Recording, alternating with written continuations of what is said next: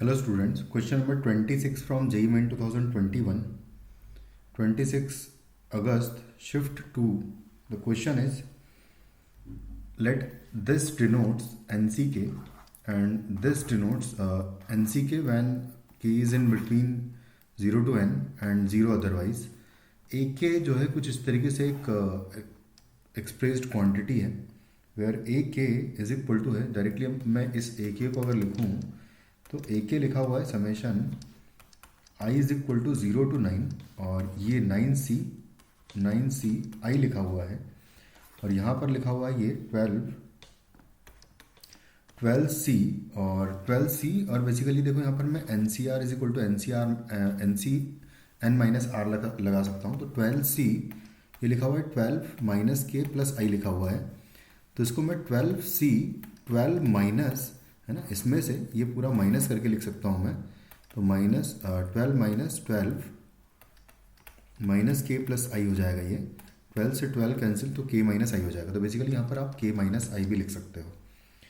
तो उसके बाद फिर नेक्स्ट अगर देखा जाए तो नेक्स्ट लिखा हुआ है plus summation I is equal to 0 to 8 और ये लिखा हुआ है 8CI और बिल्कुल सिमिलर पैटर्न में इसको मैं लिख सकता हूँ 13C K - I।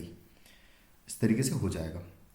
अब यहाँ पर बेसिकली ये रिप्रेजेंट क्या कर रहा है? ये रिप्रेजेंट कर रहा है कि 12 + 9 आइटम्स है ये टोटल, मतलब 21 आइटम्स है। उनमें से हम लोग कभी I आइटम सेलेक्ट कर रहे हैं और कभी K - I आइटम सेलेक्ट कर रहे हैं। तो बेसिकली इसको रिप्रेजेंट किया जाए तो इसका वैल्यू हो जाएगा एक्चुअली डायरेक्टली 21C K हो जाएगा ये, और प्लस यहाँ से इसकी बात करें तो 8 और 13 अगर ऐड करें तो ये भी 21C K ही लिखा हुआ है एग्जैक्टली। तो ये हो गया 2 टाइम्स 21C K लिखा हुआ है ये है हमारा AK। अब हमें चाहिए क्या? A4 - A3 is equal to वो समथिंग है। तो A4 - A3 का वैल्यू निकालना है हमें, तो वो हो जाएगा 2 × 21C4 - 21C3 हो जाएगा। 2 दोनों से मैंने कॉमन ले लिया। 2 × 21C4 का वैल्यू अगर निकालूंगा मैं तो यहाँ से आएगा 21 × 20 × 19 × 18 एंड डिवाइडेड बाय आएगा 4 फैक्टोरियल माइनस 21 × 20 इंटू आएगा 19 एंड डिवाइडेड बाय आएगा 3 फैक्टोरियल। कुछ इस तरीके से आएगा ये। तो हम लोग यहाँ से वैसे तो ये पूरा टर्म कॉमन ले सकते हैं, तो यहाँ से आ जाएगा 2 × 21 × 20 × 19 मैं कॉमन ले लूँगा पूरा।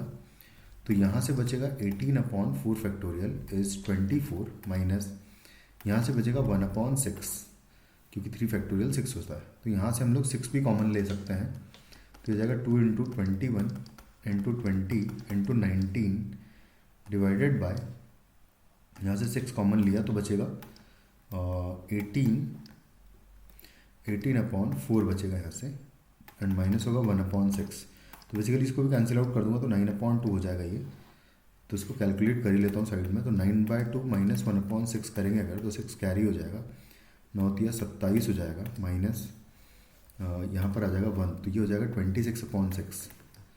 26/6 अगर देखें तो इसका वैल्यू हो जाएगा 13/3 हो जाएगा।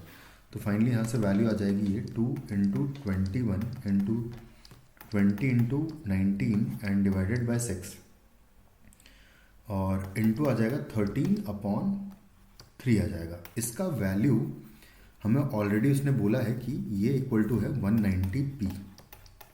ये 190p के इक्वल है, तो हमको p का वैल्यू बताना है। तो यहाँ से 19 ये 10 टाइम्स कैंसिल आउट हो जाएगा, फिर 10 से ये कैंसिल आउट कर दूंगा 2 टाइम्स। बस अब इसको कैलकुलेट कर लेते हैं। तो इसको हम डायरेक्टली अब देखो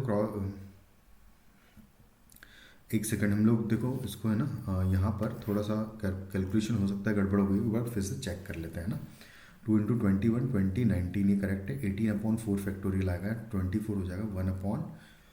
1/6 आएगा यहाँ पर 3 फैक्टोरियल करेक्ट है। यहाँ पर मैंने अगर 6 कॉमन ले लिया है तो हाँ देखो यहाँ पर हमने ये गड़बड़ कर दी है। अगर मैंने यहाँ पर 6 कॉमन लिया है तो फिर ये 6 क्या कर रहा है भाई यहाँ पर, है ना। तो यहाँ पर ये 6 नहीं होना चाहिए था। तो यहाँ पर बेसिकली ये आएगा 9/2 -1 होगा, तो ये 7/2 हो जाएगा। और यहाँ पर बेसिकली बस 7/2 बचेगा, तो इसको मैं लिख लेता हूँ, बस इतना ही करेक्शन है। तो ये हो जाएगा 7/2। अब कैलकुलेशन हो जाएगी, क्योंकि 3 से कैंसिल आउट हो नहीं रहा था एक्चुअली, इस वजह से मुझे कन्फ्यूज़न लगा।